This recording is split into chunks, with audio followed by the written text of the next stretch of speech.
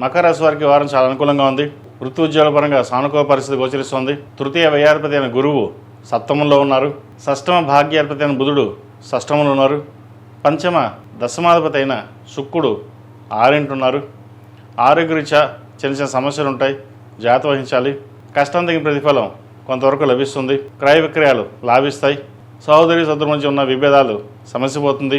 ఆరోగ్యపరంగా మీరు తీసుకునే నిర్ణయాల వల్ల ఆరోగ్యం కుదుటపడుతుంది.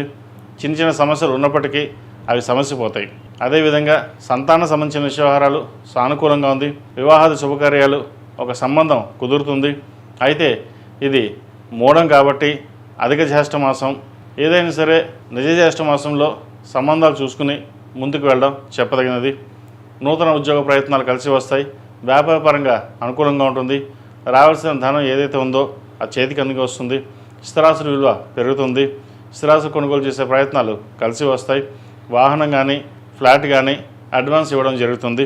ఒక సొంత ఆలోచనతోటి ముందుకు వెళ్ళాలి, 10 మందిలో పేరు ప్రఖ్యాతులు తెచ్చుకోవాలి అన్న ఆలోచనతోటి ముందుకు వెళ్తారు. ద్వితీయంలో రాహు ఉన్నారు. కుటుంబ స్థానంలో విద్యాపరంగా ఉద్యోగపరంగా ఏదైనా నిర్ణయాలు తీసుకునేటప్పుడు ఆచితూచి వ్యవహరించాలి. మనసు పరిపరి విధాలుగా ఉంటుంది. అలా వెళ్దామా ఇలా వెళ్దామా అన్న ఆలోచన ఎక్కువగా ఉంటుంది. ఏదైనా ఒక నిర్ణయం తీసుకునేటప్పుడు ఆచితూచి వ్యవహరించాలి. స్థిరమైన నిర్ణయాలు తీసుకుని ముందుకు వెళ్ళినట్లయితే లాభపడతారు. ఈ రాశిలో జన్మించిన విద్యార్థులకు విద్యాపరంగా సానుకూలంగా ఉంటుంది. విదేశీ వ్యవహారాలు సానుకూలపడుతుంది.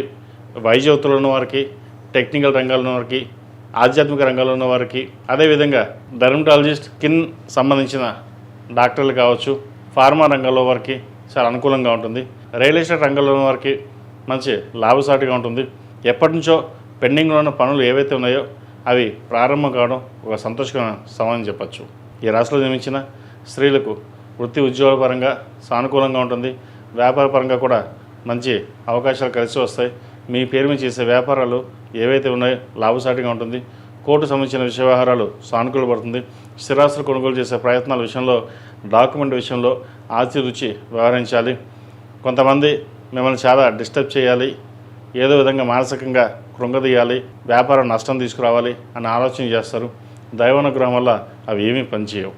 ప్రతిరోజు దక్షిణామూర్తి స్తోత్రం, శని స్తోత్రం పఠించడం చెప్పదగినది. మెడలో కాలవీరుపు వేసుకోండి. నరదిశ అధికంగా ఉంది.